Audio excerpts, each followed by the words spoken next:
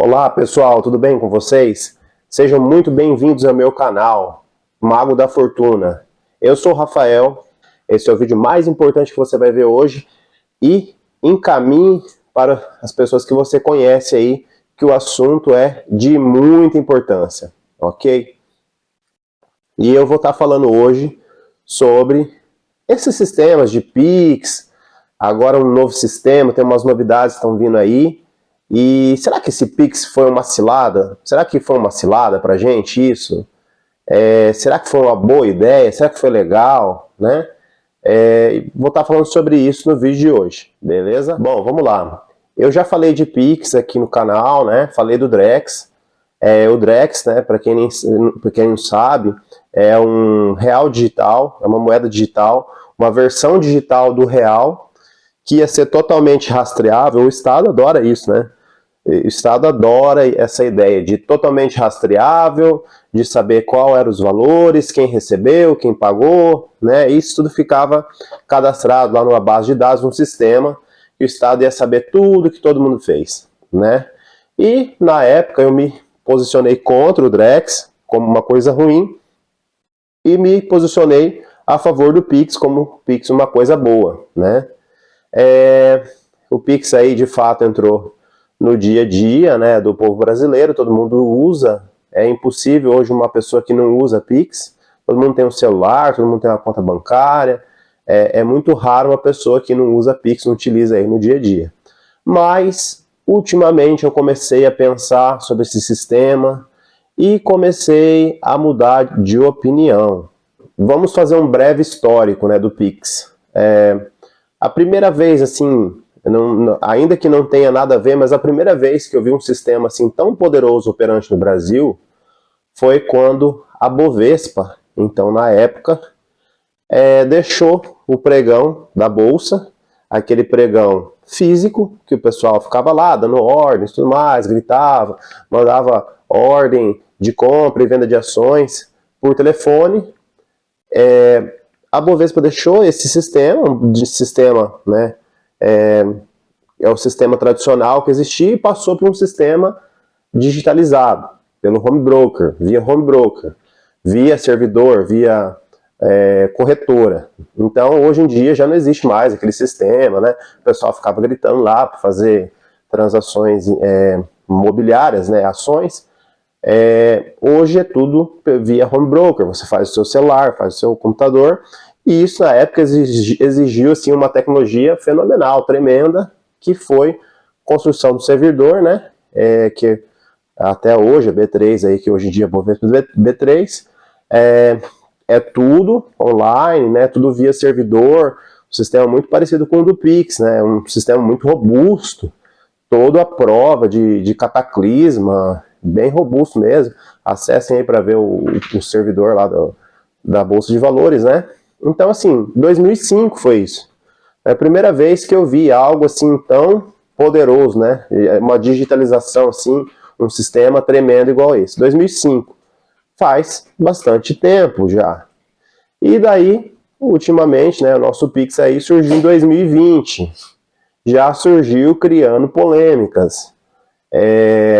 Para quem não sabe, o presidente Donald Trump, uma das motivos, né, dele sancionar o Brasil, né, com as tarifas aí, foi ter falado que o Brasil jogava um jogo, né, desfavorável às empresas americanas.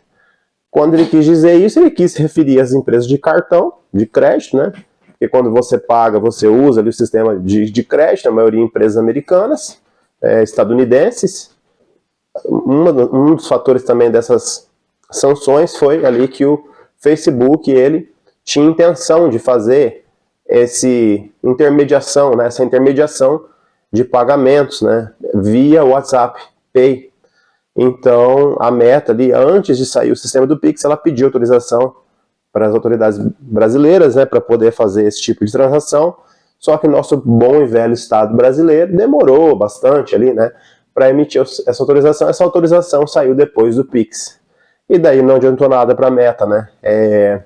O Pix já estava no gosto do brasileiro aí, estava todo mundo usando, e pegou, né? Assim, o que me assusta no Pix é que é um sistema totalmente estatizado, tá? E tem gente que me contestou, né? Mas qual que é o problema do Estado encampar isso, né? Fazer da questão do Pix? O sistema do Pix me assusta muito, porque é um sistema muito robusto, você sabe todas as transações que faz, você sabe o valor, e quem fez, quem recebeu, quem pagou, e é um sistema, é um poder muito grande para o Estado ter na mão, eu acredito eu. E, assim, o meu medo é que isso caia em mãos erradas, né, em países que não são democráticos, né, países que são totalitários, e isso venha prejudicar a população, porque você pode estar ali querendo fazer um consumo que o Estado é contra, você pode estar querendo acessar ideias, né, acessar informações, conversar com pessoas, ter acesso a redes sociais, e daí você vai fazer esse pagamento. Se não houver uma moeda de papel, né, outro tipo de pagamento, você vai ficar impossibilitado, porque o Estado não vai te possibilitar fazer isso. Esse é o meu grande medo, né, que cai em mãos erradas. Hoje no Brasil, eu vejo que o Brasil tem uma democracia sólida, né, instituições que funcionam, a moda brasileira, né, com as suas peculiaridades, tudo mais, seus problemas, seus desafios. É uma democracia recente, uma democracia nova do Brasil, mas uma democracia saudável. Mas isso pode mudar. Pode ser que uma hora a nossa democracia perca qualidade. E daí? Se nós tivéssemos um Estado totalitário, com um poder desse, o que ele seria capaz de fazer, né? O nosso modo também de brasileiro de ver as coisas é muito sim, estatizante, né? A gente está muito acostumado com o Estado atuando em tudo. Por isso, essa ideia de Pix não agrada os Estados Unidos, né? O jeito que Donald Trump viu, os americanos veem, os estadunidenses veem o sistema do Pix, eles não é algo assim, é algo meio estranho para eles, porque os Estados Unidos, os estadunidenses, eles são muito acostumados assim, que alguma empresa vai resolver isso, né? Ah, temos um problema. Não, calma, deixa lá, fica tranquilo, vai aparecer alguma empresa que resolve isso. E isso foi assim sempre em toda a história dos Estados Unidos. Se você pegar rodovias, pegar energia, sistema de energia, petróleo, gás, automobilística, energia, aço, todas essas indústrias, elas foram encampadas por alguém ali, por um agente privado, por uma empresa privada, uma pessoa ali que, né, criou uma empresa e supriu a necessidade do país de forma privada. Não teve o Estado ali alavancando isso.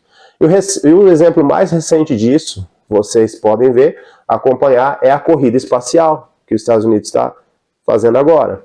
Antigamente nós tínhamos os antigos ônibus espaciais, né, que iam para o espaço, iam e voltavam, um sistema muito caro, e eles eram toda a corrida espacial foi ali encampada pela NASA, a agência de aeroespacial dos Estados Unidos, a NASA, muito famosa. Hein? E, recentemente, o que o governo dos Estados Unidos decidiu? Ele decidiu que a NASA vai explorar o espaço profundo, e que os agentes privados vão explorar o espaço aqui próximo, né? Então, assim, envio de satélites, né, telecomunicação, envio de aviões secretos, toda hora eles estão fazendo isso.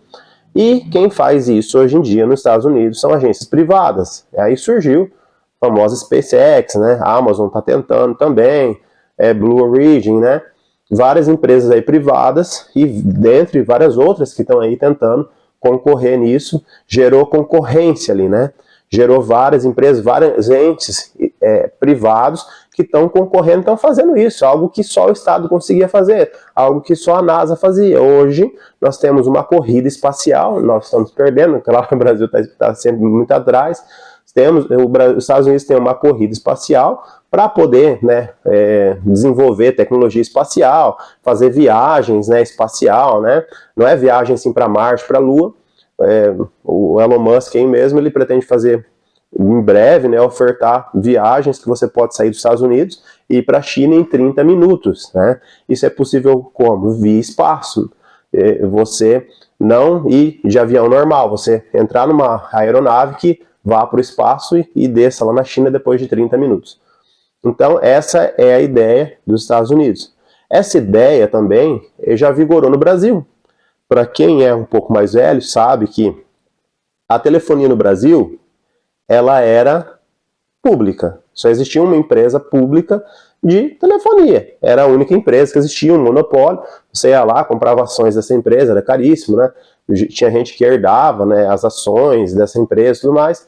E era o Estado ali na vida das pessoas. Mas era péssimo. Era caro, era burocrático, corrupto, era um sistema ruim. Não era um sistema que possibilitava a todos, né, ter telefonia. Aí veio, né, a privatização e apareceram lá as operadoras, algumas das operadoras da época estão até aí hoje, né, e hoje eu vejo aí se espalhar mais ainda, na minha cidade mesmo, surgiram várias empresas, mas várias mesmo, de telefonia e de internet. Então, eu vejo esse sistema de ter saído, essa indústria ter saído do Estado e ido para o privado, algo muito positivo, algo muito positivo.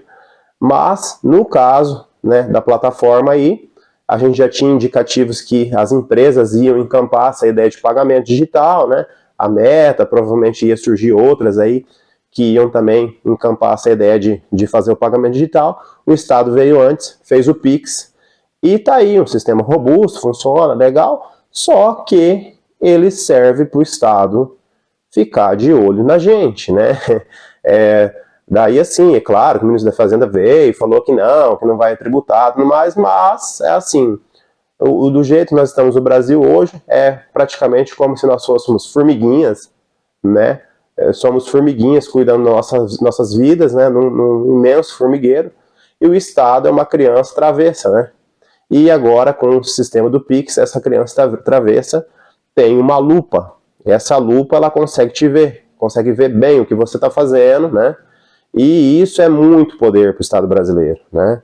O Estado brasileiro, como eu disse, não é um Estado tirano, não é um Estado que gosta de tributar, né? E o Estado brasileiro vê esse monte de transação sendo feita, esse dinheiro andando para cima e para baixo, e ele fica com vontade de tributar, né, claro, né? E, assim, o Estado agora tem uma lupa, ele pode te ver muito bem o que você está fazendo. Mas, para o Estado te queimar, né, com essa lupa, igual uma criança travessa olhando o formigueiro, é muito fácil, né? Ela pode usar essa lupa tanto para te ver, quanto para te queimar. Então, um sistema desse me assusta muito. Seria melhor se o Estado não tivesse esse poder. Seria melhor se esse poder ele poderia ser pulverizado nas empresas, né, privadas, né? Aí entraria um grande debate, né? As empresas privadas cobrariam para isso? Ah, mas o Pix, ele é gratuito. Será mesmo que o Pix é gratuito? Esse sistema do Pix, ele foi construído com o nosso dinheiro público, né? Dinheiro dos nossos impostos. Isso já é um sinal de que ele não é gratuito, ele não foi de forma grátis, não foi nada dado, né? Ele veio dos nossos impostos. Ah, mas ele não é cobrado, né? Mas se o Estado está ali, né? Usa para observar as transações, né? Levantar suspeitas de sonegação, ele também está sendo usado como fim tributário, né? Então, assim, a primeira coisa o Estado deveria ter esse poder, né? Esse poder de ter uma ferramenta assim tão poderosa que vê tudo que a gente faz, né? E sabe a transação, de onde vai o dinheiro, para onde vai. Será que o Estado deveria ter esse poder? Será que não é um poder demais para o ente público, para o Estado, né? A segunda questão é a questão dele, se ele vai usar esse sistema para tributar ou não. E eu vou deixar aqui a notícia, já está sendo criado um sistema 150 vezes maior que o Pix, com fim tributário, né? Esse sistema aí, como dá para ver na própria notícia, vou deixar a notícia embaixo, né? Ele será 150 vezes maior que o Pix, ele vai apurar tudo. Quem pagou, o que comprou, para onde foi o dinheiro, de onde veio, comprador, vendedor, né? Se o imposto arrecadado está correto ou não. Então será 150 vezes maior que o Pix, e a Receita Federal já está fazendo esse cruzamento, né, de Pix e desse novo sistema, vai ter inteligência artificial atuando nele. Então, assim, será que nós não erramos nisso? É que esse sistema não é um poder muito grande para o ente estatal, né? O Pix gratuito ele não é. Nós brasileiros estamos acostumados com a ingerência estatal. Será que é legal o Estado realmente ter acesso a tudo que a gente faz? E isso não vai despertar no Estado uma certa ganância tributária, né? De estar apurando todo mundo, né?